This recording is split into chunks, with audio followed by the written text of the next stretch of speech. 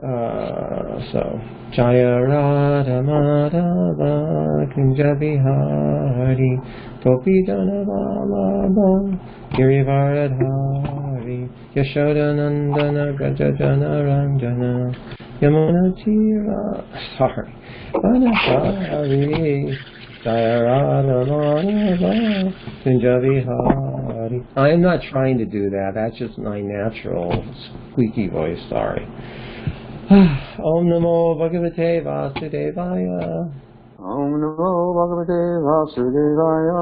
Om Namo Bhagavate Vasudevaya. Om Namo Bhagavate Vasudevaya. Om Namo Bhagavate Vasudevaya. Om Namo Bhagavate Vasudevaya. So today we're reading from text Canto 4, Chapter 2, text 26 and 27. So let's go ahead and dive right into this. Please repeat after me. Sarvabhaksha Dvijavritai.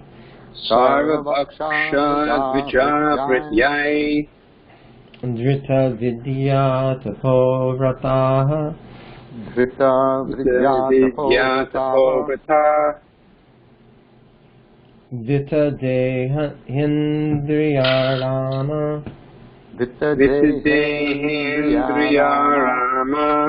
Yachaka Vicharant Viha. Yachaka Vicharant Viha. Okay, that's probably as good as we're going to get, so please chant.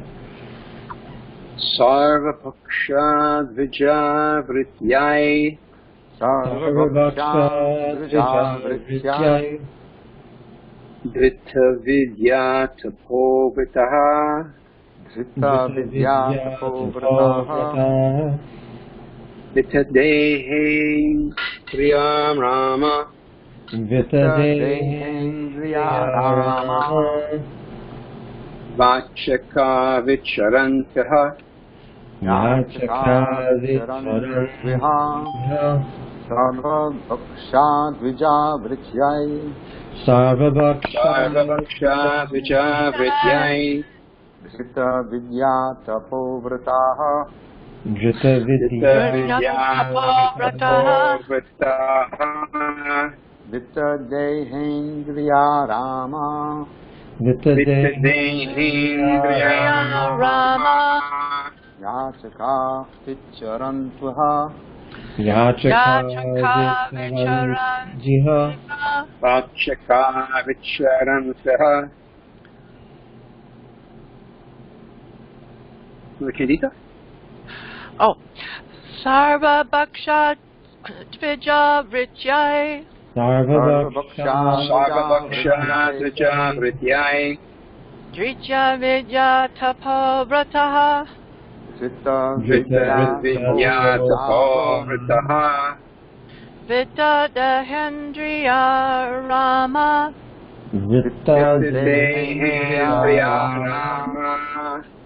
Yachaka Vicharant Viha.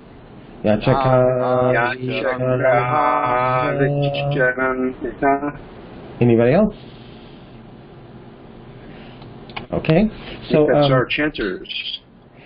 You know, you're a little bit lagging, but that's okay. I'm going to go ahead and mute everybody now anyway, since we have 2 verses that we're doing today with long purports. So hold on.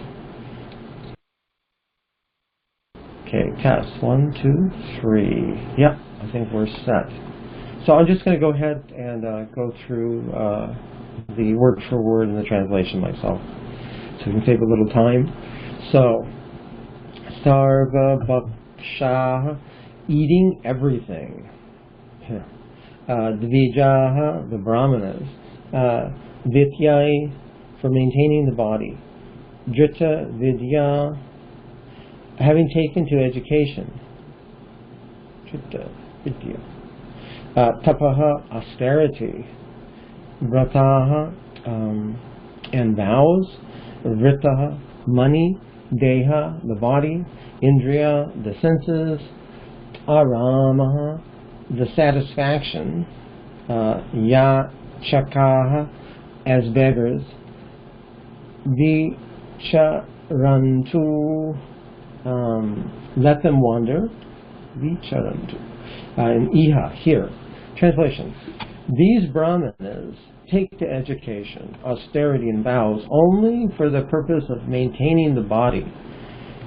They shall be devoid of discrimination between what to eat and what not to eat.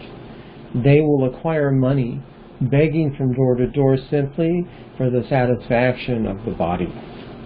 Purport: the third curse inflicted by Nandīśvara on the brahmanas who supported Daksha is completely functioning in the age of Kali. The so-called brahmanas are no longer interested in understanding the nature of the Supreme Brahman. Although the brahmanas, a brahmana means one who has attained knowledge about Brahman. In the Vedanta Sutra, also it is stated, Atato Brahma Jigyasa. This human form of life is meant for realization of the Supreme Brahman, the absolute truth. Or in other words, human life is meant for one's elevation to the post of a brahmana. Unfortunately, the modern brahmanas, or so-called brahmanas, who come in originally brahminical families, have left their own occupational duties, but they do not allow others to occupy the posts of brahmanas. The qualifications for brahmanas are described in the scriptures, in Srimad Bhagavatam, Bhagavad Gita, and all other Vedic literatures. Brahmana is not a hereditary title or position. If someone from a non-brahminical brahmana family, for example, one born in a family of Sudra, tries to become a brahmana by being properly qualified under the instruction of a bona fide spiritual master, these so-called brahmanas will object. Such brahmanas, having been cursed by Nandīśvara, are actually in a position where they have no distinction between edibles and non-edibles, and simply live to maintain the perishable material body and its family. Such fallen conditioned souls are not worthy to be called brahmanas. But in Kali Yuga, they claim to be brahmanas, and if a person actually tries to attain the brahminical qualifications, they try to hinder his progress. This is the situation in the present age. Chaitanya Mahaprabhu condemned this principle very strongly during his conversation with Ramananda Roy. He said that regardless of whether a person is born in a Brahmana family or a Sudra family, regardless of whether he is a householder or a sannyasi, if he knows the science of Krishna, he must be a spiritual master. Chaitanya Mahaprabhu had many so-called Sudra disciples like Haridas Thakur and Ramananda Roy. Even the Goswamis, who were principal students of Lord Chaitanya, were also ostracized from Brahmana society, but Chaitanya Mahaprabhu, by his grace, made them first-class Vaishnavas. Om Jnana Timirandasya Ganamjana Shalakaya Chakshun Militam Yena Tatsmai Shri Gurave Namaha. So, because we have another verse that's almost the same size purport, we'll just go through this very quickly. The translation again is, these brahmanas take education, austerity, and vows only for the purpose of maintaining the body. They shall be devoid of discrimination between what is to eat and what is not to eat. They will acquire money, begging from door to door simply to satisfy, for the satisfaction of the body. So just a couple of quick things I was going to say about this verse. One thing is that the so-called brahmanas, the point is that they're cheating, not doing their duty, and therefore they're cheating. For bodily necessities, they take on a prestigious position simply to fill their bellies without thinking about the welfare of other people. Beggars, we see them on the street all the time, at the street corner, at the light stop, asking for money, not really giving anything, but out of pity for them, you're supposed to give something, which, sometimes that's appropriate, but the point is that you don't expect to get anything from a beggar. So that is not the position of a brahmana. A brahmana, when he begs, he puts himself in the position of not concerning himself so much with making money, but performing the duties of a brahmana, which is studying, which is teaching, performing sacrifice, all those things, those 6 things that a brahmana does, in order that they can be the most valuable member of society. So it's their duty to give, and also out of compassion for those that are in a lesser position, they give. So when they beg, it's a whole different story. They're giving the most to society. They're the most valuable member. So therefore, it's a duty of everyone to maintain the real brahmanas. But when we take the position of being a so-called brahmana, just being born hereditarily in a certain family or a caste, or getting initiation, getting our name, and then calling ourselves brahmanas, that's very reprehensible, and that's what we find in the Kali Yuga. And I find that all the time, especially because I do Indian weddings, and invariably most of the Indians I meet, I'm just shocked because they're fully infected with this. They're drinking alcohol and eating meat and like that, but then they're telling me, so you're not Indian, you're born in the West, and like that. And meanwhile they're eating a steak and drinking whiskey and chanting the Gayatri mantra. So we should not fall into the same trap. Think that, as Westerners we've been initiated, we've got our name.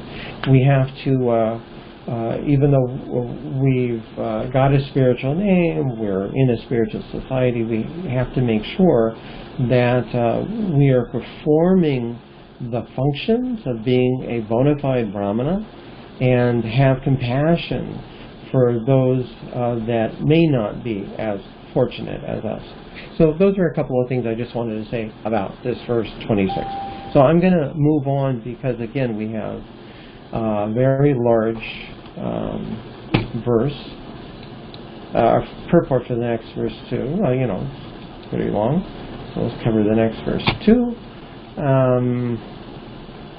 And then I have a PowerPoint. It's just 2 slides, but I was hoping that it was going to be helpful for, I always like aids.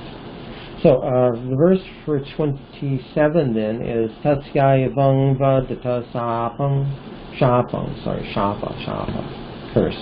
Shruta Dvija Pralayavai Bhṛgu Pratyashrijach Chapam Ramadanda Duratya. So these words are important. So Tasya, his, Nandīśvara, Evang, thus, Vadata, words. Words are very important. They're very powerful. Sapam, the curse. Shapam, sorry, mispronounce again. Shapam. Shrutva, hearing. Dvija Kala, unto the brahmanas. Vai, indeed. Bhṛgu, Pratyashrijat, made. Shapam, a curse. Brahmadandam, the punishment of a brahmana. Brahmadanda, like a stick. And then Duratyaya, right from the Bhagavad Gita. Duratyayam, insurmountable. So, translation is, when all the hereditary brahmanas were thus cursed by Nandīśvara, the sage Bhṛgu, as a reaction, condemned the followers of Lord Śiva with his very strong brahminical curse. Purport. The word Duratyaya is particularly used in reference to a Brahma Danda, or curse by a Brahmana. A curse of a Brahmana is very strong. Therefore, it is called Duratyaya, or insurmountable. As the Lord states in Bhagavad Gita, the stringent laws of nature are insurmountable. Similarly, if a curse is uttered by a Brahmana, that curse is also insurmountable. But Bhagavad Gita also says that the curses or benedictions of the material world are, after all, material creations. The Chaitanya Charitamrita confirms that that which is accepted in this material world to be a benediction and that which is taken as a curse are both on the same platform because they are material. To get out of this material contamination, one should take shelter of the Supreme Personality of Godhead as recommended in Bhagavad Gita. Sorry, just one second. Okay. As recommended in Bhagavad Gita 7:14.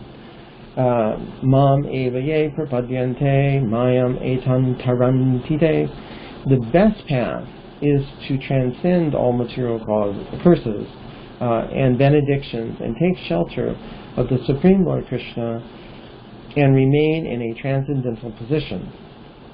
Persons who have taken shelter of Krishna are always peaceful. They are never cursed by anyone, nor do they attempt to curse anyone. That is a transcendental position. So I just want to, before I start, I want to clarify that saintly persons do curse, but their curses are not material. The words they speak is not material, and therefore the benedictions and the so-called curses are all benedictions. It's on a wholly different level. What we're talking about here is material sound and material curses. So let me begin on this main topic, because this is what I actually had studied for this verse, 27. So let's read it over again. When all the hereditary brāhmaṇas were thus cursed by Nandīśvara, the sage Bhṛgu, as a reaction, condemned the followers of Lord Śiva with this very strong brahminical curse, which is called a brahmadanda, curse of a brahmana, or the chastisement of a brahmana. And then shapa, right? Wasn't shapa was the name? That's what the curse is called. Yes, shapa. So I have a PowerPoint. Let's go over to that. It's only 2 slides, but I thought it would be helpful. So let's go over to switch.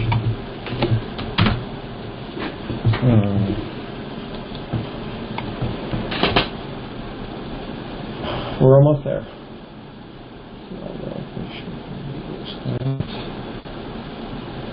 There we go. That's it. That's not the first slide, though. There it is. Ta-da! All right. So, Brahma Dandam Dhiratyaya. This was the phrase that I wanted to concentrate on, because, of course, the Bhagavatam is full of meaning. Every single word you can take and delve into. It has so much meaning. This is Bhagavatam. So we can at least focus on one point. I was going to take this phrase here, Brahma Dandam Dhiratyaya, which means the insurmountable curse of a brahmana in the form of a Bhṛgu. So in Bhagavad Gita, Srila Prabhupada is quoting this Daiviyesha Gunamaya Mama Maya Dhiratyaya. Krishna is telling Arjuna that the power of the material energy is impossible to get out of. For any ordinary materialistic person, it's impossible. You just cannot do it. Forget it. Too overwhelming. We're tiny, tiny jivas. How can we overcome Krishna's material energy? So similarly, if a brahmana curses one, then it cannot be retracted. So the curse of a brahmana is very, very powerful. Today is Ram Vijay Utsav, so I thought I would throw in 2 pastimes from the Ramayana, make it appropriate. 2 examples of the curse of a brahmana. There's, first of all, when Ravana, he was traveling all over the universe looking for a fight, and he came across Vedavati. If you remember, Vedavati was the daughter of Kusadhvaj, who was a very powerful Brahma Rishi. He was the son of Brihaspati. And she was an incarnation of Lakshmi Deva herself. So when when Ravana saw her, he was mesmerized by her with lust. And she had already been sitting in meditation for over 1,000 years, meditating on Lord Vishnu to be her husband. So when Ravana came to her, she was very polite, and she knew what his intentions was, but still she was mild-mannered. And Ravana advanced towards her, and when he dared to blaspheme Ram, that's when she became so angry, and then he forcibly tried to drag her away. Can you imagine? He grabbed her hair. So she pronounced a curse, and immediately Ravana stopped in his place. He was dumbfounded, who had such a power. He couldn't move, and then she took her hand and sliced off her, with her mystic power, sliced off her hair, and then Ravana fell back. And so after that she pronounced a curse on him that I will later take birth in your dynasty and destroy your entire family. Your whole dynasty will be destroyed because you defiled me by your touch and by your words. And then she sat in meditation, just immediately burnt to ashes, just like Sati. So Ravana was really taken back by that. And even though he was a demon, he was still the son of Kuvera, so he knew the power of a Brahma Danda Shapa. And, he had to take that seriously. He didn't want to, but he had to take it seriously. So the next incident is after this, after being chastised and then praying, getting the favor of Lord Śiva. Then later on, he came upon Ramba. Ramba was the wife of Nala Kuvera, which was also a son of Kuvera by another wife. So Ravana was his stepbrother, and this Ramba was his wife. So when Ravana saw her, he was completely overcome by lust, and he actually raped her right in front of everybody. His ghouls, his thousands of Rakshasas were happy, but none of the demigods were, but nobody would dare oppose him. So he raped her right in front of everyone, and she ran off and told her husband. He was mortified, but when he heard who it was, he knew there was nothing he could do to oppose Ravana because he was so powerful. So he pronounced a curse, which later on Ravana heard about, that if Ravana ever again raped forcibly another woman, he would fall dead. So those two curses, Vedavati and Ramba, they were very, very powerful. And his entire dynasty, along with Ravana himself, lost his life, lost everything because of the curse of Brahmana. So this is an example of Brahma Dandam Duratyaya. Very, very powerful. But even that is all on the material level. There is such a thing as spiritual anger. This we're talking about right now is material anger. Material curses, material worlds. When we hear about these things, they should make an impression on us. They're very interesting, wonderful to hear about, amazing. We should take lesson from them. But in actual fact, here in the Kali Yuga, insignificant creatures that we are, if we do a curse, it's going to have no effect. There's that one verse, it's a Bengali verse, I think, about there's a vulture who's cursing the cow, die, die, die, but nothing happens.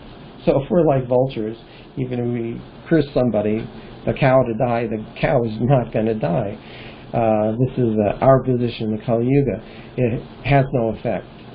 But then again, it actually does have effect. Even materialistic persons. We know the saying that if you curse somebody else, or if you have bad feelings toward somebody else, then it's just like drinking poison and expecting the other person to die.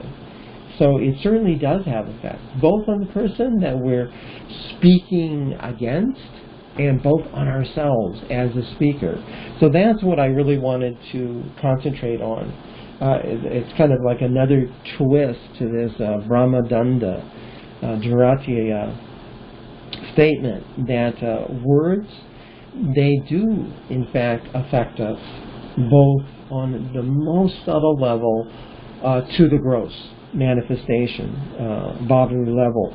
So we should not take the speaking of harmful words lightly at all. We should guard against our speaking of harmful words.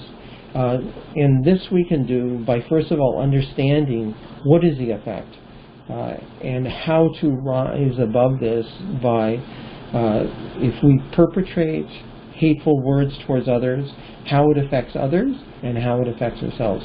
So I was going to give the example very common to most of us, that we're either a husband or a wife, and even though we may be in a very intimate relationship, we honestly, truly love each other, but it's very easy to get in arguments, and all of a sudden we find ourselves in a situation where we're throwing all kinds of words, and later on we're thinking, why did I say like that? Or why did he or she say like that? So we have to understand what the effects are in order to rise above them. So we can look at the Bhagavad Gita, chapter 2, verse 62. So we all know this verse. We don't know the Sanskrit. Dhyayato Vishayan Pumsa. We all know the description that from contemplating the object of the senses, we develop desire for it, and then that spirals into lust, and from lust, anger arises, and we fall ultimately into the material pool. All based on kama. So the Sanskrit is dhyayato vishayan pumsam. So dhyayato means like you meditate. We meditate upon the object of sense gratification, which is called vishayan. And then pumsa. Pumsa refers to the person, specifically to a person in this material world who wants to be the enjoyer. A parusha, pumsa. So dhyayato vishayan pumsa means one who is meditating upon the object of sense gratification. So we may be with our husband, wife, significant other, and in our heart we have all good intentions, we have warm fuzzies within us, because why? We have expectations about the other person, that our spouse, significant other, girlfriend or boyfriend, is going to satisfy our emotional needs, our bodily needs, etc. I have notes, so if you hear rustling of papers, that's me turning a page. This first slide that you see in front of you, this has to do with nyaya. Now you see a very familiar term there, which is called prayojana. We all know prayojana. It's a goal or an aim. So in nyaya, in logic, there's 16 padarthas. Anybody's been following the newsletter that we've been producing for the last few months, we've been going over the different sadarshans. So right now we're on nyaya, and it explains about 16 padarthas.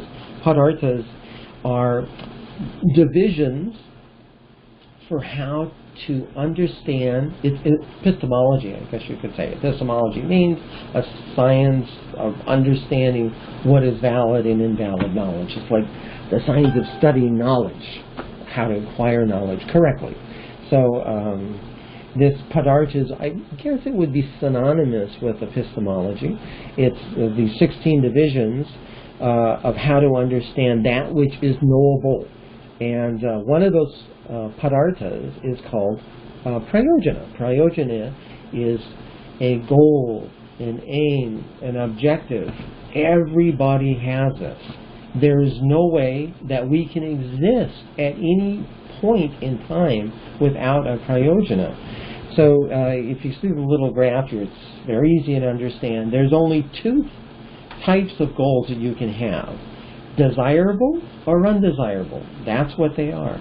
These the Sanskrit words that you see here, dveshti and hrishti, this is from the 12th chapter of the Bhagavad Gita, 12:17, where it's described Krishna describes who is very dear to him, those that are not overcome by dveshti and hrishyati. So dveshti means something that we're trying to get away from, something that is causing us pain emotionally, physically, etc.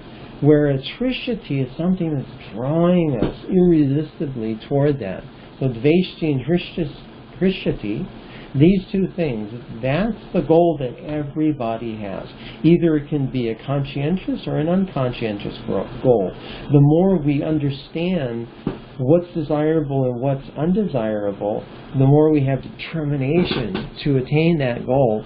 Whereas a lot of times, people, ourselves included, do things unconscientiously. It's understood that's what we should be doing, not really thinking about it until it comes to something that's severely undesirable or desirable. Then it comes to the conscious level, and then we have determination either to avoid it or to attain it. So those are the prayojanas, the goals. So we can keep that simple concept in our mind when we go to the next slide. Again, there's only 2 slides, but this slide is a lot more complicated.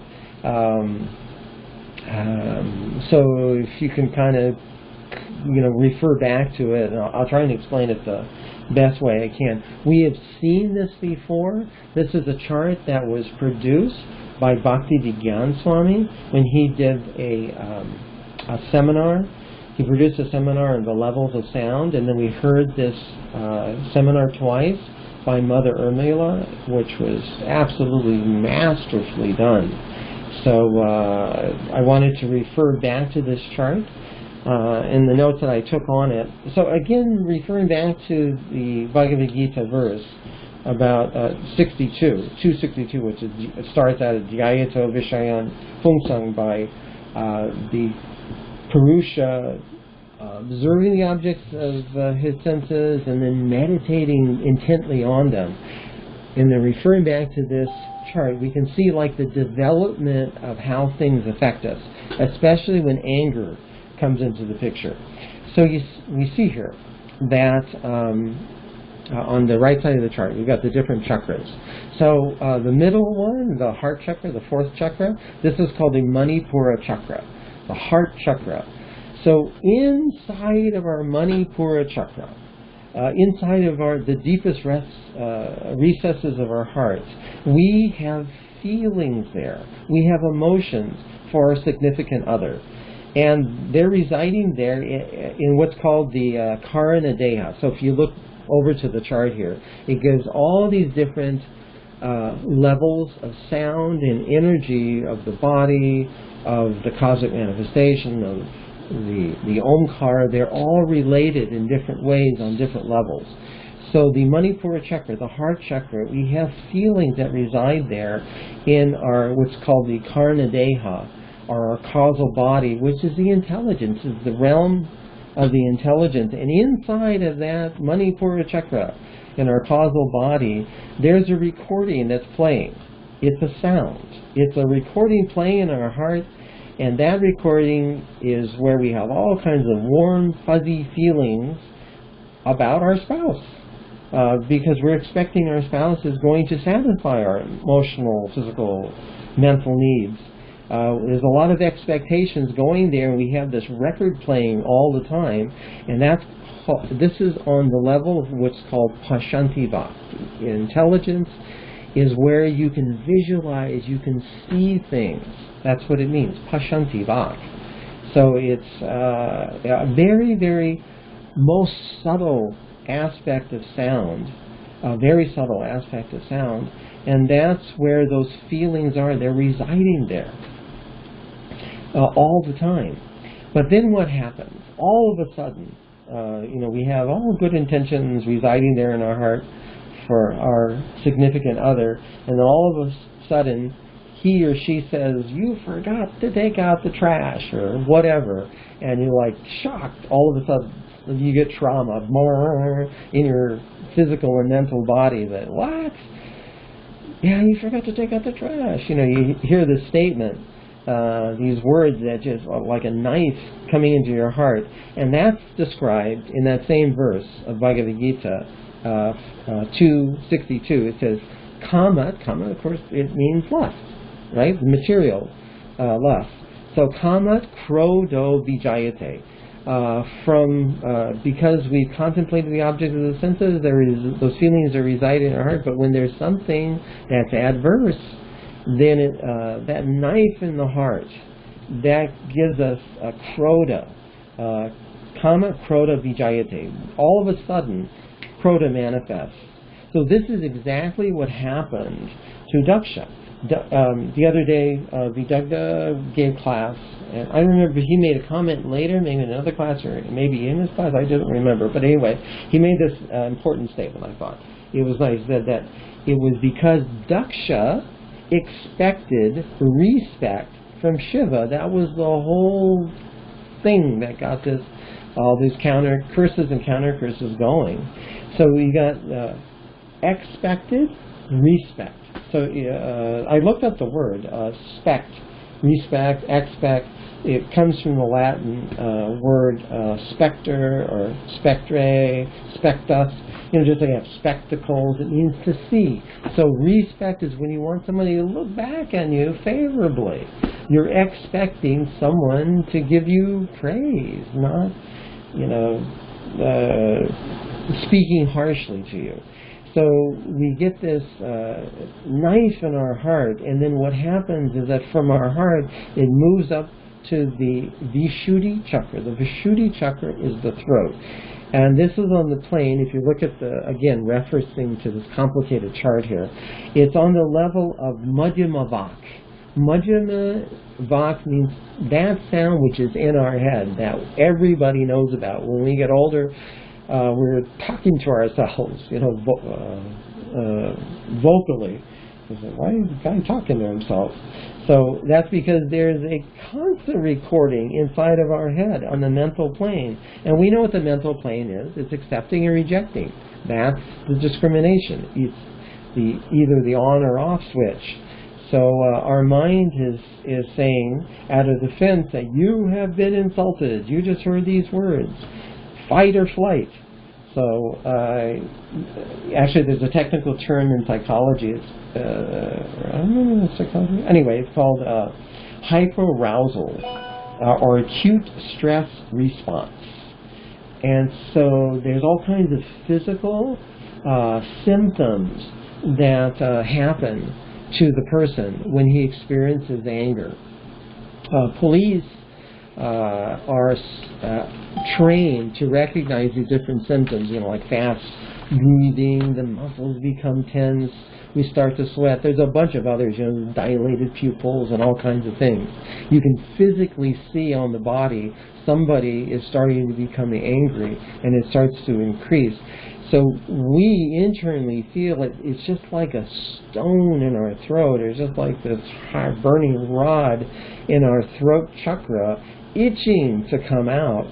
And then the result of that is also described in the next verse of the Bhagavad Gita. And in 2:63 it says, Krodat, from anger, Krodat bhavati sammoha. So sammoha means we become completely bewildered. So at this point it's very, very difficult to stop the reactions that are happening. So this is exactly what happened to Daksha. Daksha, he became because of his anger, he came under the control of bewilderment. Krodat bhavati sammoha. Daksha he indirectly insulted Brahma, his own father, in relationship to him. He thought of himself as superior to Lord Śiva, and also when we come under the sway of sammoha, we also, hear all these things about Trinadapi, Sunichena, being just like the grass, get stepped on, never going to come back up again or complain, as tall as a tree. We hear these verses and we try to imbibe them in our heart, but boy, as soon as somebody insults us, then Trinadapi, Sunichena, it goes right out the window. We all experience that. and there's no more Haridas Thakur, thinking about him being caned in the marketplaces. Oh yeah, I'm going to be just like that. Somebody says something to me, yeah, but when it happens, forget it, it's gone.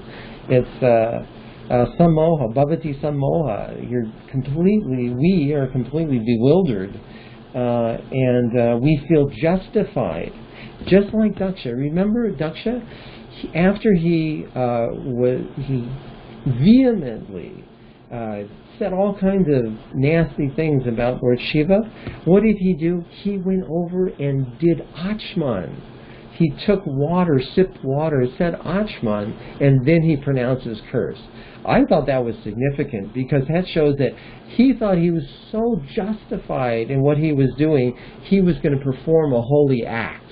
That's what he was thinking in his mind. So similarly, Krodha Bhavati Sammoha, we become so bewildered by the force of anger that we justify and we completely lose it, you could say in colloquial language. So it says, Krodha Bhavati Sammoha, and then Sammohat, Smriti Sambrahma. From this bewilderment, then we lose memory. So Daksha, we also see that he forgot his love for Sati. I guess we haven't come exactly to that point, but he'll forget that the loving exchanges, at least momentarily, he forgot his loving exchanges with his daughter. He was so upset, he was so angry. And he insulted Lord Brahma, he insulted all the sages that were trying to pacify him, but he left anyway, earlier in the sacrifice. So that's Sammoha Smriti Vid Brahma, and then Smriti Brahmshat Buddhi Nasha. This is very important, that from the bewilderment, from the loss of memory, then we lose our intelligence. Nasha means to lose, it's destroyed. So we forget all the training that we've tried to imbibe about tolerance and humility. It goes out the window, it's lost. And our spiritual intelligence, at least temporarily, disappears in this moment of anger. And then from that position in the throat, it goes up to the mouth, to what's called the Vaikari Vak. Vaikari Vak is the only sound that we can actually hear, that we can perceive. It comes out of the mouth, and this is the position of the Stula Deha, the gross body. It comes out, and we say all kinds of nasty things to the other person, and the result is, verse 263 of Bhagavad Gita, the conclusion is Buddhi Nashat, with the loss of Buddhi comes Pranashati. One falls down. In other words, we commit ninda. Ninda means blasphemy. We could say that it's words that are meant specifically to harm somebody else. We pull our missiles out, we press a button, and we have a retaliatory strike to the other person. And our words are meant to damage and hurt the other person. However conscious or unconscious that is, we're just in a fit of rage, and it certainly does have an effect. So Bhagavad Gita says Buddhi Nashat Pranashati. So Pranashati, it sounds very much like pernicious, although there's not actually any direct link to the original Sanskrit, but it sounds like it. So I'm just going to take it. We can say that Pranashati is very similar to, synonymous with pernicious. So I looked up pernicious in the dictionary, or in the thesaurus, and the synonyms for these is hateful, damaging, destructive. These all words that are injurious, harmful, detrimental, dangerous, adverse, inimical, unhealthy, unfavorable, bad, evil, wicked, malignant, malevolent, noxious, poisonous, or corrupting. So I think that's a pretty good description of pranashati, falling down. We get all these things that are happening to the other person and happening to us as well. Cursing and counter-cursing. Maybe not saying, you're going to become, instead of a prince, you're going to become a frog, but hateful words definitely have an effect. Pernicious, that comes from the Latin words which I can't pronounce, but anyway, it means destructive, ruination, or it actually comes from the original word in Latin, which means death. Can you imagine? So this is pranashati. From this whole sequence of events, ultimately, we are all condemned by going through this. And it all starts from lust. So the result of cursing is counter-cursing. So even on a simple level between husband and wife, spouses, that was the original example I was trying to give. If we, the spouse might be simply expressing their frustration, no bad intent, no bad feelings, but because it comes out of the mouth, without thinking about what they're saying, then you've got this, it's almost like a curse that affects the other person. And then the other person going through that whole sequence of events, now they curse, counter-curse, and now the other person will counter-curse, and there's a whole sequence that starts from this. So I'm going to go back to the previous slide. Again, only 2 slides, so this is slide number 1. So I mentioned this the other day, I thought it might be a good analogy that we've got this prayojana, we have our goal. Either we're trying to avoid dvaishati, we're trying to avoid things that are unfavorable, or prishati, we're trying to get things that are favorable in this material world. That's our prayojana, our goal. So in order to stop this kind of thing, looking for desirable and undesirable, which causes ultimately cursing and counter-cursing, or anger towards the other person and feeling their anger come back to us, the only way we can stop this is getting off the merry-go-round. So the example I was thinking of, if it's appropriate, is just like if you got the stock market. People play the stock market because they want to come out on top. They want to get things that are desirable. So what they do is they play the stock market. Sometimes they play short, sometimes they play long. Either they buy in order to hold because they think the stock is going to go up, or they might sell it quickly so that they know that it's going to go down and they're going to take their profits, etc. So they're trying to play the stock market, avoid that which is undesirable, and get as much desirable as possible. But a person who's outside of playing the stock market, he's no longer invested in it. So it doesn't matter if the stocks go up, the stock goes down. If we're invested, especially heavily invested and dependent upon it, then whatever the market does, we're really affected by it. But if we're outside, if we have a separate source of wealth, then it doesn't matter what the stock market is doing, because our prayojana, because our goal is completely outside of the system. So we all understand what that means, that instead of, if we surrender to the Lord, the first aspect of surrender is to accept everything favorable and to reject everything unfavorable. So that's very easy to say, but how to actually do that? So the conclusion of my little talk here would be to try to explain, now that we try to explain what the effect is of hateful words and being overcome by anger, now how to get to that point outside of the system of desirable and undesirable. So let's go back to our complicated chart on slide 2.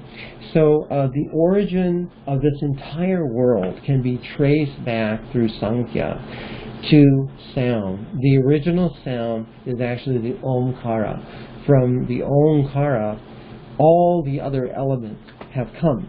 It's a subtle representation of the Supreme Personality of Godhead. So these 3 letters, A, U, M, and then the Bindu, they have meanings. Just like if you're looking at a chart, it says they have meanings, or they correspond to, they develop to Bhṛgu, which are different levels of consciousness and different levels of the universe.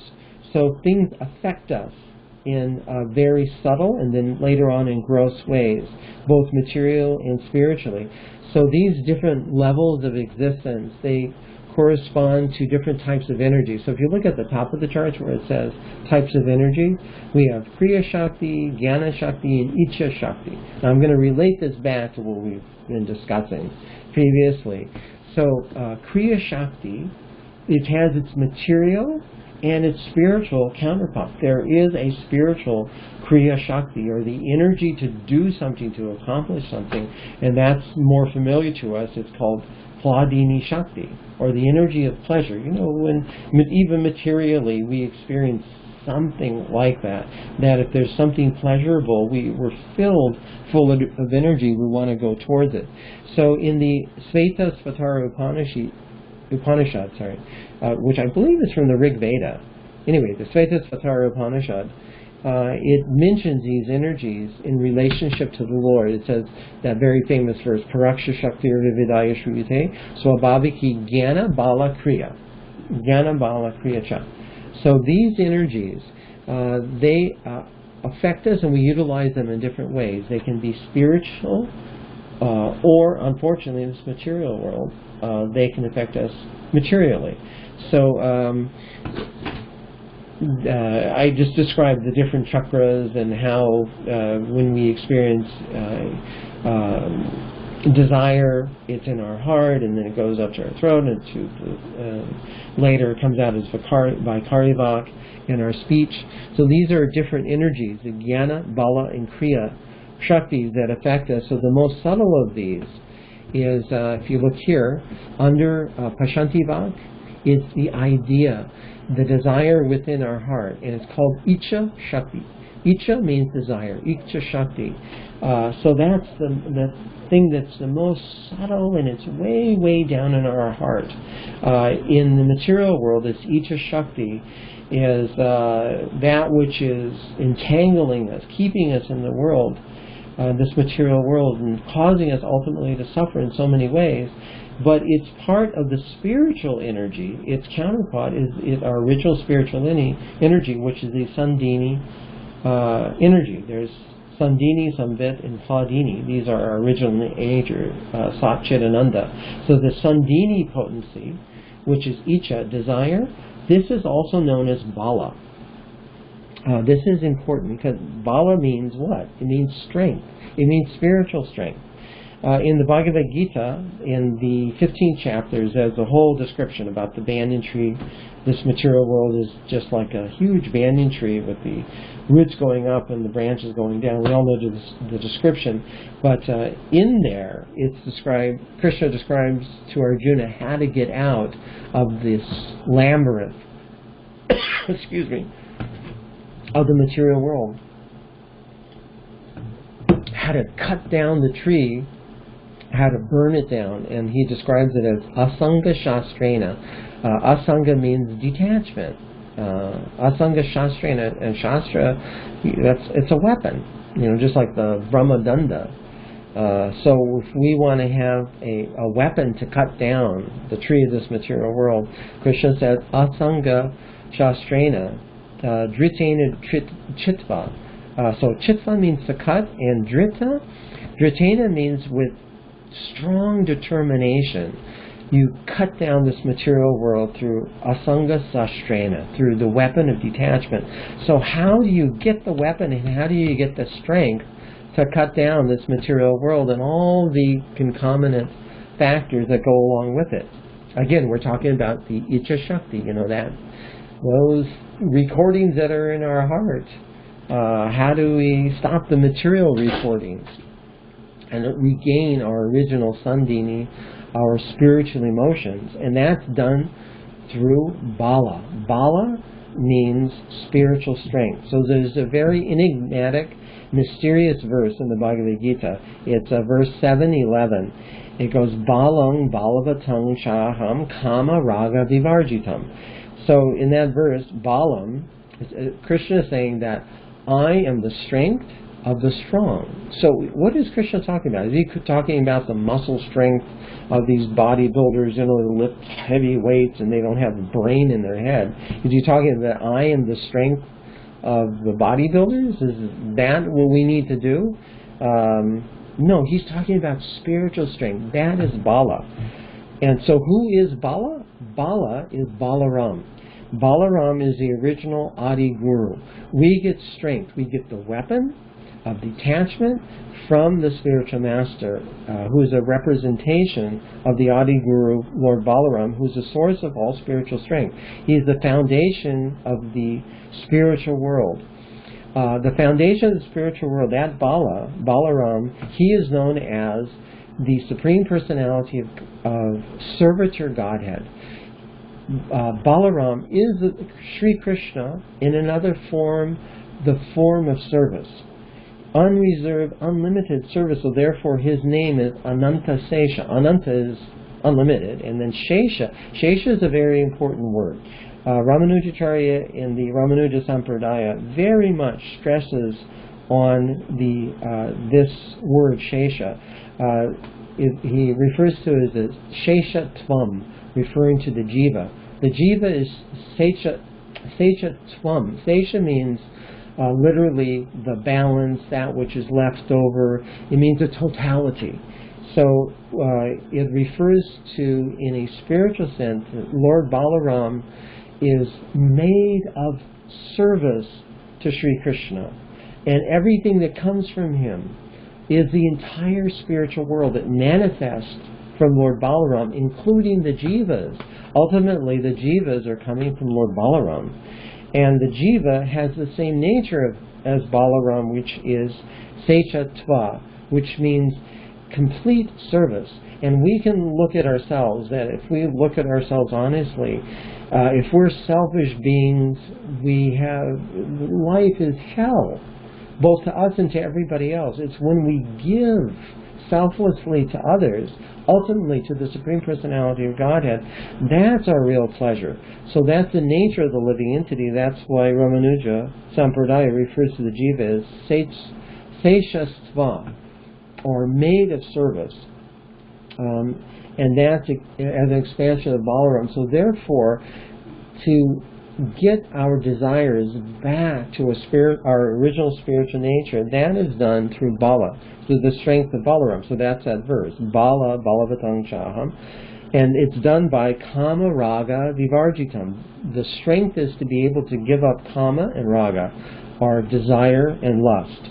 And so that is done by what? It's done through chanting. The whole reason that we brought up this chart, this brilliant chart that was made, is because it goes through the different levels of sound. Vaikari Vak, Madhyama Vak, Pashanti Vak, ultimately back to our spiritual nature, which is Paravak. So by chanting the holy names of the Lord, or any a mantra that's given to us by the bona fide spiritual master in disciplic succession, it changes our desires at the deepest roots. So that's why I was fumbling around here, trying to explain about the original desire in our heart, in the Icha Shakti, that energy that's now material, that can be changed by the chanting of Vedic mantras, specifically in the Kali Yuga, by chanting the Maha Mantra, the Hare Krishna mantra.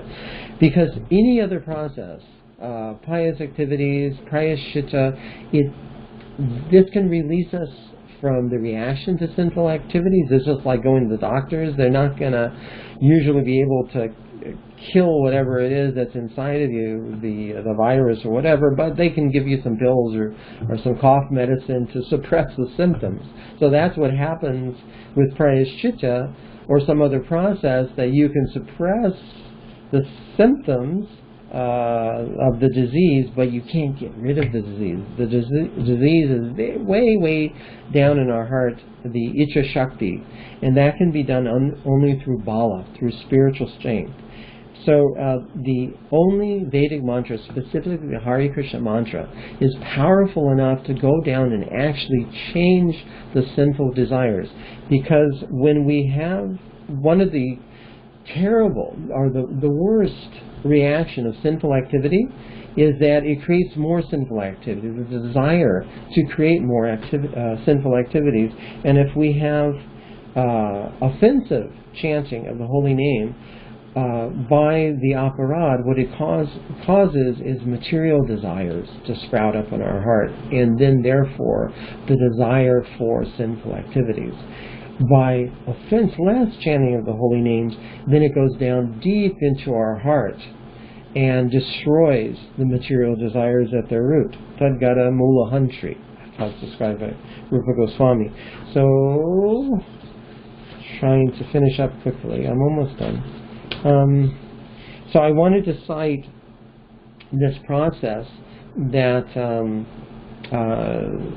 Sri Krishna tells to Uddhava in the Uddhava Gita. He describes about the different levels of sound in the 11th canto, chapter 12, verse 17. We've already gone over that in different seminars, so I'm sure we're familiar with it.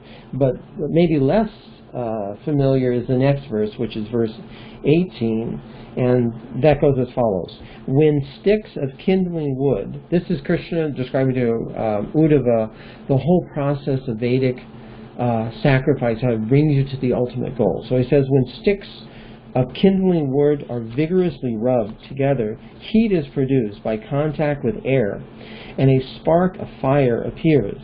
Once the fire is kindled, ghee is added, and the fire blazes. Similarly, I become manifest in the sound vibration of the Vedas. So this is this wonderful analogy that Sri Krishna is giving, that you have a fire, and you have these two pieces of wood, and what do we have to do with it? We have to rub very, very vigorously. So what is that rubbing talking about? You know, you're rubbing, you're really endeavoring to rub these sticks together. It means you're working, and what's the result of work is you sweat. It's really hard work.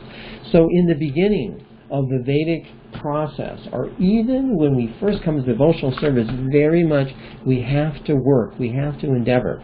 That might mean, you know, going in the kitchen, doing our duty as a cook, or doing deity worship, or going out in Sankirtan, or cleaning the temple, whatever it is. We have to work by the instruction of the spiritual master, and this is called karma yoga. Karma yoga can be material, you know, just trying to get something materially, the fruits of our work, performing the Vedic process, or when we come to the instructions of the spiritual master, we become initiated, then we do it selflessly. We do that work selflessly, but we have to endeavor very, very hard with the sweat of our brow to rub and rub and rub, to endeavor, which means to chant, even though we may not enjoy it in this, in our offensive stage. So we work. We have to work.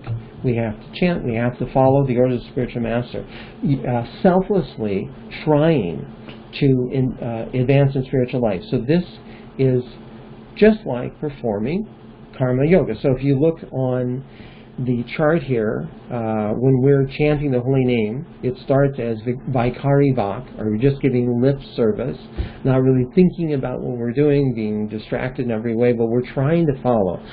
So when we chant, it's called Vaikari Vak, and this is on the level of the gross body, which is Stula Deha, and that's when we're performing karma yoga, working for the betterment of our spiritual lives on the order of the spiritual master to advance spiritually, which is represented, by the way, by the letter A in the Omkara, or the living entity. So what happens when we work like that? We're rubbing, smoke comes out. Smoke is not very pleasant. It gets in our eyes, we're coughing, but that has to happen first. So when we first come to spiritual life, it's very, very difficult. It's like trying to go up the hill with a bicycle, you know. It's a real struggle until you get to the top. So smoke is produced first. But from that smoke, as we continue to rub very, very vigorously, then what happens is you get a spark. You get a spark, and that spark is in the form of jnana. We come to the platform of performing jnana yoga, or we start to understand what this is all about. What are we actually doing? We conscientiously perform devotional service, and that's on the level of madhyama vak, when we're actually concentrating on the chanting of the Vedic mantras, concentrating, trying to give up the offenses, and hearing the holy name within our mind. And so what we do is, as soon as we get a spark of knowledge, Then we fan it, and then immediately, as soon as it starts, you continue with the sacrifice by adding ghee. You add clarified butter, so that hopefully the thing will come to blaze. But we can't stop at a certain point. If we stop, the flame will, or the spark that we're trying to cultivate to fan, it'll just go out. It's too small. So we have to continue. And then as soon as it's big enough, then you continue the sacrifice with pouring ghee on it.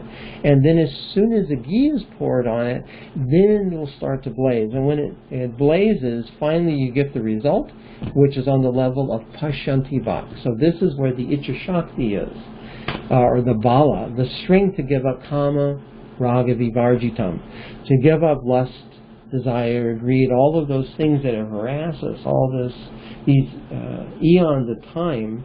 It goes right to our Karana Deha, the causal body, and we can feel it in our Manipura chakra, in our heart. Then those feelings, our original feelings for the Lord, they come out. And when the original feelings for the Lord come out, then it comes out for all living entities. It's not covered by our own desires, our own selfish desires.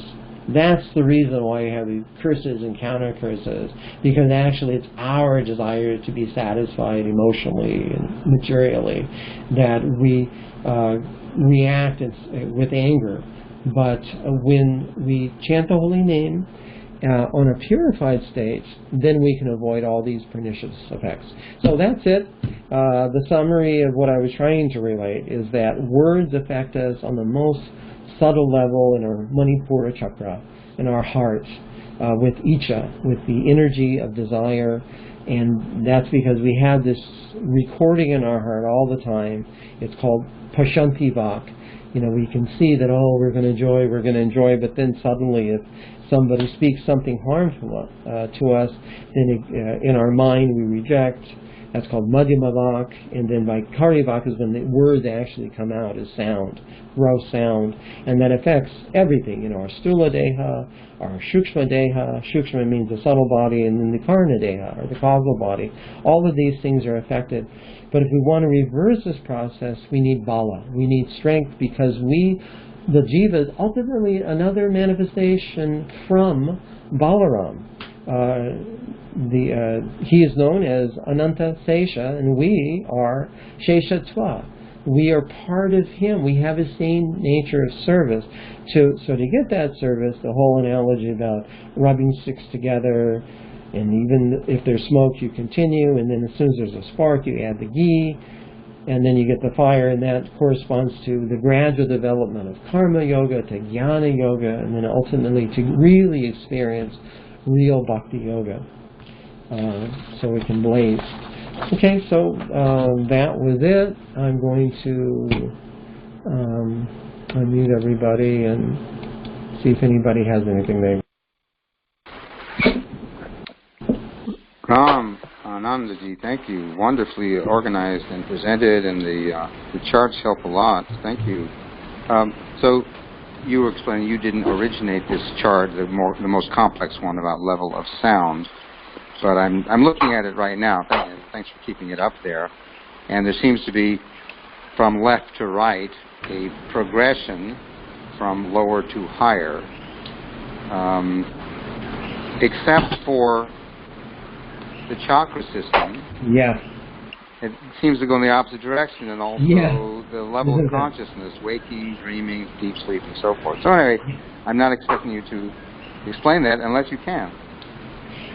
No, but I certainly recognize that. I had always assumed that you start from the root chakra and then you go up to the top of the head, and it's higher and higher. It is more subtle.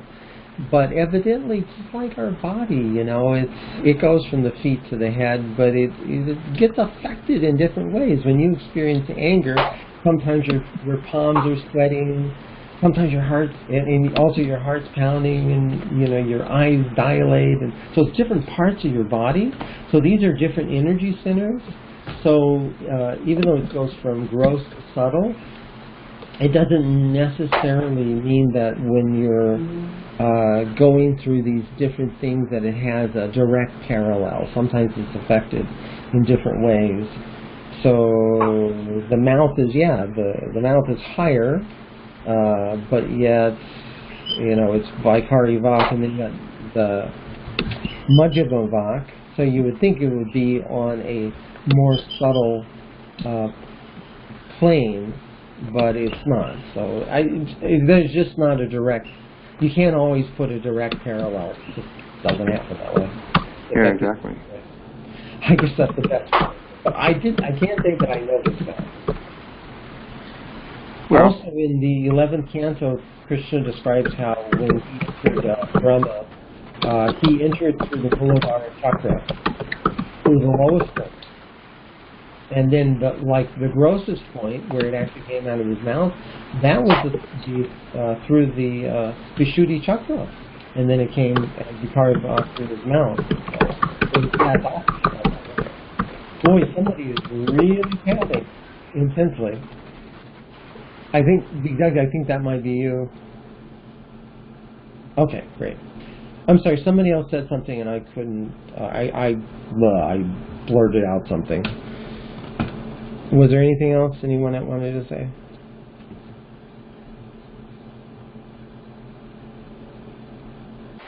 Yeah, that's why I was typing.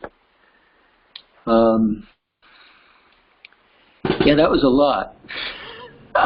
I know. I always throw in too much. You can't absorb it. But I had two. Well, that's true. And I can tell the second one was the focus. Yeah. And it was interesting. Yeah, it was interesting. I like condensed things. It takes time to try to boil it down to stuff. Something that you can, because if it's so much, it's hard to follow at some point. Yeah, I know. But that, and I apologize. I know that it must have come hard, but it's just my thinking process. It's complicated, and I've got to get it all out. Otherwise, none of it makes sense. Sorry. No problem. So, in the first purport, and you made some nice comments. It was a very condensed presentation on the first purport. We all know that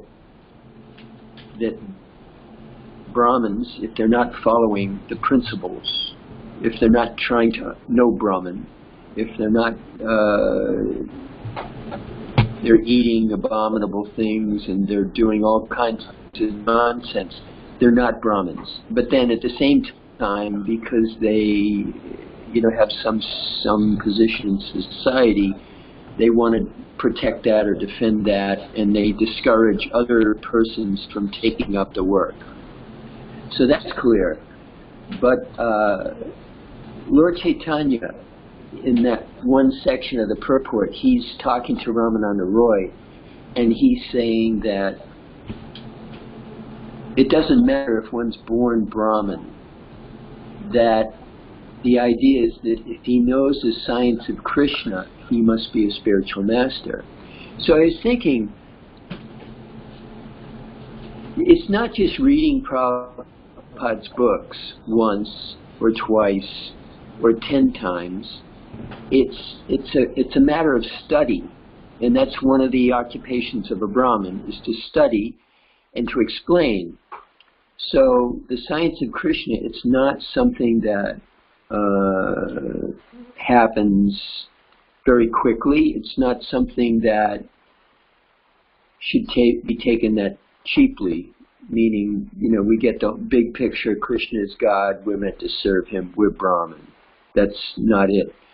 It means that we have to understand the whole science. That's Brahmin. So Prabhupada's stated intention early on was to train a class of Brahmins. And if he's successful at that, then we have,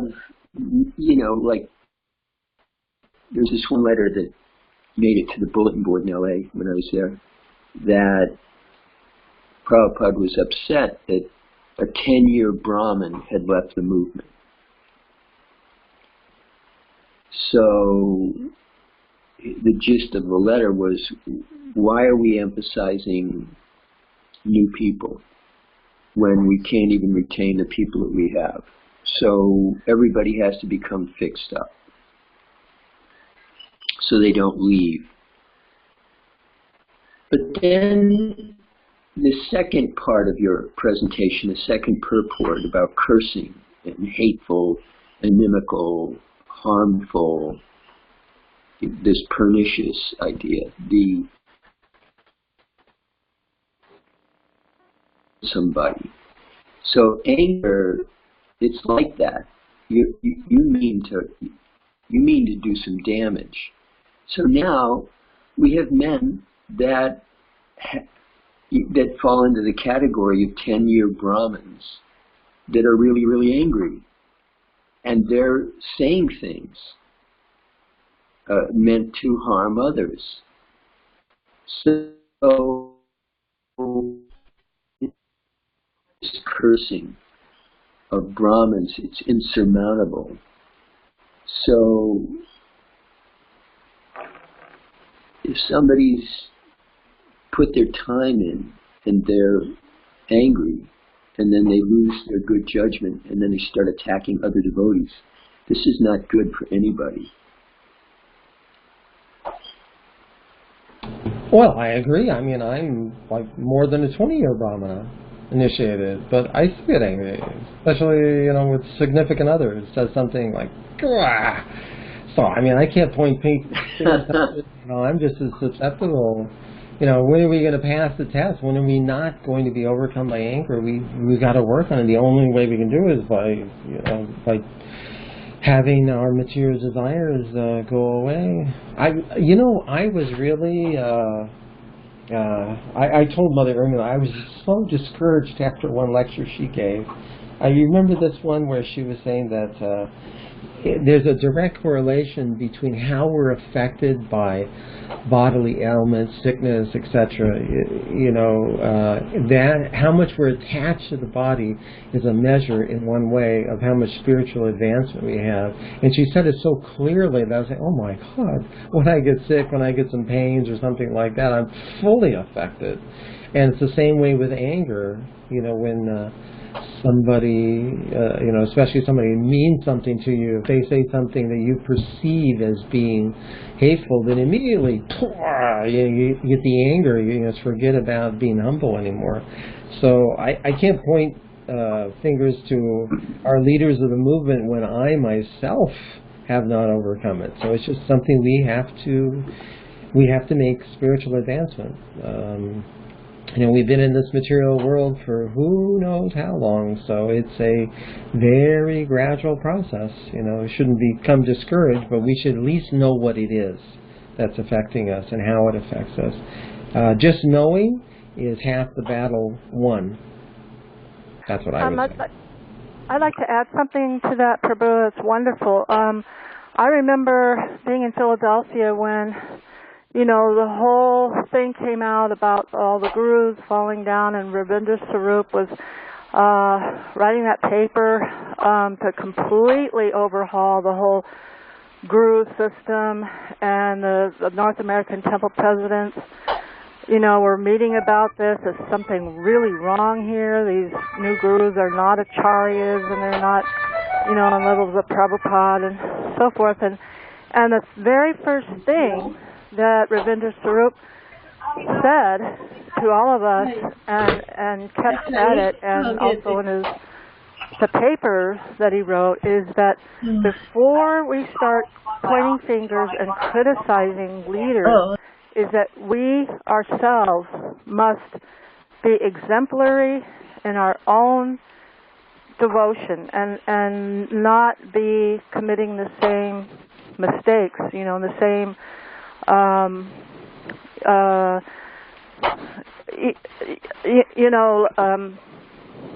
acting inappropriately, and set an example ourselves, like strictly, going to the morning program, strictly following, and following the 4 regular principles and strictly chanting our 16 rounds. And, and when we come to that, then maybe we can start talking about correcting others. And I remember it was just amazing, so many of these gurus were very upset by his letters, and I remember Bhagavan sent over some spies from Europe to the Philadelphia temple to try to find fault with Ravindra Swarup and to try to pull him down. And they were thinking that he's not following anything, and he's just deviant and criticizing what was it, a poisonous snake. And they came and they saw him and the devotees in the temple so peacefully and just perfectly following everything, and they couldn't pin any criticism on him at all. So I really love your point, Ramananda Prabhu, that before we just start pointing fingers and criticizing, that we ourselves must be very pure on the inside and exemplary. And I just really appreciate that, that sense of humility and reality. It's so easy to criticize, but what are we doing? How are we doing? How much service are we doing? And I just wanted to express my appreciation to that, to what you said. Thank you. Well, thank you. Prabhu, how is Ravindra Swarup doing? I understand he's not doing so well. He just gave class. On Oh, Sunday. he did? Yeah, he said. Oh, he did? He was joking, said, I just came from a near-death experience. Yeah, he's back, and he's okay now. Yeah, we're just getting quite weak and stuff like that, but he recovered. So he's all right. Well, it's glad to hear. Just finishing up the 12th canto, as a matter of fact, on our weekly classes. I was kind of thinking the irony of talking about before you point fingers, look inward. I think the irony is that someone who actually sincerely looks inward won't point fingers. Right. Again, the irony, before you do it, look inward, but then you're probably not going to point fingers after that when we see our own self. It's really hard to do, because the natural thing, of course, is to point fingers. If somebody perpetrates something against us, then, it's difficult. Somebody says something bad, it's like, you did it to me, you're the one who caused it. Or if somebody steals something from you, or, does something harmful in some way, it's really difficult not to find this is the cause of my suffering. So that's another thing. But, we have to... Of course, at the same time, to not throw the baby out with the bathwater, that sometimes a Vaishnava will point the finger out of austerity and compassion if he feels that pointing that finger is going to be a compassionate thing to do and something helpful, that something positive can come of it. But he doesn't like doing it, but he accepts that as a service. Those that are in positions of leadership. Can I tell you one? It has to be there. Yeah, go ahead. That I had about that when I was the temple president a few times. Anyway, my experience was I thought I was fully justified. I was not doing chastising out of anger. I really thought that this person needed it, and that it was for their spiritual good, and blah, blah, blah, like that. And it was a disaster, both for me and for them. So I learned personally that I'm not going to even try. No way am I I come to the spiritual platform. My emotions, my understanding, my frame of thinking is all material for sure. Now I've experienced that. So when if I can control anger, then I will, to the best of my ability. But especially if I see something, I'm in control of my senses. I don't exhibit, chastising or publicly pointing somebody's fault. I personally found that for me, it's always been a disaster because I'm not on a spiritual platform yet. I'm a long way from it. So I would rather not. That's my personal experience.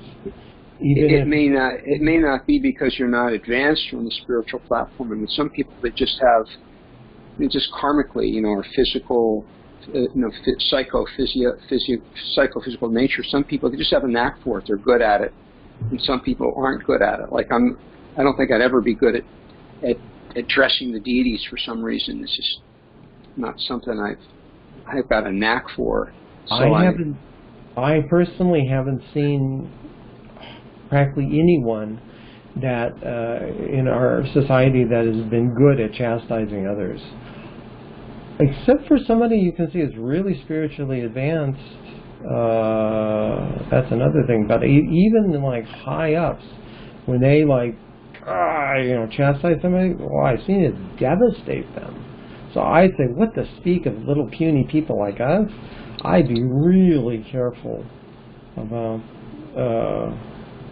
pointing fingers or chastising others. I just think when I was a young devotee, our temple president chastised me from time to time, and I genuinely felt it as an act of love. I mean, he was trying to help me advance in spiritual life. I didn't feel, and we were very good friends.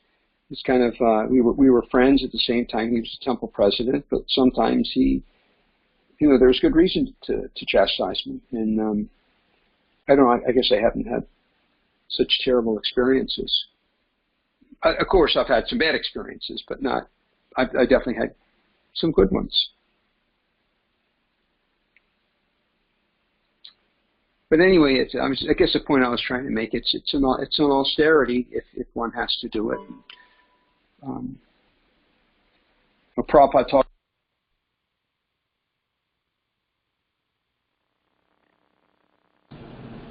All right. Went silent all of a sudden. Ramananda. Hare Krishna. In the Bhagavad Gita, chapter 16, the first set of verses, it says, it's talking about people that are endowed with divine nature. It says that they have an aversion to fault finding. It doesn't say they don't do it, but there is an aversion to it. So that's interesting, the way that's stated, aversion to fault finding. And of course it always seems to boil down as if there's malice involved or not. If there's no malice, then you don't feel the malice. You feel the good intention, and you can take it. If there's malice there, that's a little bit harder because it affects us. We feel the what do you call it? Eating, sleeping, mating, defending. You have the defending mechanism that kicks in, but it seems like parents, they have to always correct their children. But if it's done without malice, then one feels it's very nice. I know when I was in management and I had to deal with things like that, I found it difficult. What I used to do is give them a reading assignment out of Prabhupada's books of something that was similar to the principle that I thought was off, and then ask them to read that, and then come back and we would discuss why it was in the scriptures, this particular pastime, and to see if and that's, first of all, it got them to read the books. Most people don't read enough, and it was what you call it, surgically placed that this particular pastime had to do with the problem that was being perceived by others, and then they were more adept to recognize it without somebody telling them, because of course the scriptures, there's malice in that. It's that love that everybody wants to feel, and it was more able to be. So it seemed to me that if your intelligence, it guides you, if your actual intention is to better the person so they can advance in Krishna consciousness, we get steered how to do that. But sometimes it's just that, the knee-jerk response is that we want to inflict some discomfort to the person, and we're just using this as the opportunity because we're right. And if you think you're right, you can really lose sensitivity to deal with other people. That's been my observation. Sorry, I'm back. Got construction going on. That was excellent. Really hit the nail on the head. Without malice, you really got the crux of it. Thank you very much. Nahar, did you hear Mother Mohan? No, we're repairing a roof, and the guy called me from he needed a credit card number at the roofing supply place. Anyway, he said very, very nice. What did Don say? I just heard the word malice at the end, and without malice. How can you summarize? Anyway, it all has to do with your attitude.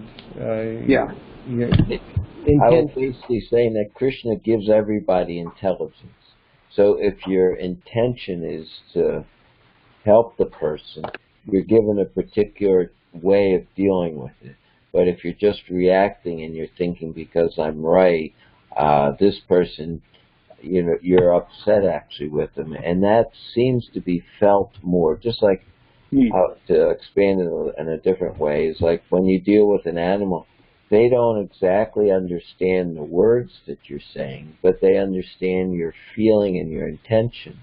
So if you take away the words that we use in trying to correct someone else and just feel the intention of the person, you see that most people react more to that than they do to the words. A lot of times we use the words just as a cover-up for what we really are doing, so I said the right things. It's my fault they didn't take it. Yeah, sometimes it's not a matter of, like you said, not a matter of exactly what you say, but how you say it, the mood. Because people, they can feel your heart. Like you said, the animal, he doesn't so much know the words, but the body language or the vibrations or the intent. That can be felt. That is a good point. Well, that was a word that was popular in, I guess, the hippie generation, was the vibes. As you mentioned, the vibration. You kind of like good vibes, bad vibes. I guess Hawaii used the word stinky eye. Stink eye. Stink eye. Yeah, stink eye. Prabhu, it's 7:30. Maybe we should stop now. All righty. Okay, thank you. Thank you, Ram. Nice class. I especially like the Ram stories. Good. I'd like to hear them again. I'll have to go back and listen to them. I'm not a good story rememberer. They're well told. John, and I hadn't heard them. I mean, I guess I heard them. I didn't remember them or something. I'm not sure, but or at least it was very ever fresh. Is that because today is Ram Vijay? Yeah, today's Ram Vijay, and also Madhvacharya's appearance day, but I just ran out of time and probably said too much anyway. Okay, thank you, Prabhu. All glories to Srila Prabhupada. Thank you all.